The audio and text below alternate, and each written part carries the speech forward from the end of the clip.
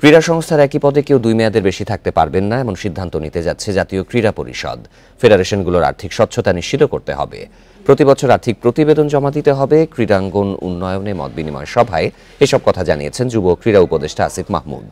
অল্প সময় ক্রীড়াঙ্গনের অনেক অসঙ্গতি চোখে পড়েছে ক্রীড়া উপদেষ্টার, সমাধানে পদক্ষেপ নেওয়ার কথা জানিয়েছেন। সেই সাথে ফেডারেশনগুলোর আর্থিক স্বচ্ছতাও নিশ্চিত করতে চান তিনি। ভবিষ্যতে যারা ক্রীড়াঙ্গনের দায়িত্বে আসবেন তাদের রাজনৈতিক পরিচয় থাকলেও তার প্রভাব যেন না আসে সেটাও মনে করিয়ে দিয়েছেন ক্রীড়া উপদেষ্টা।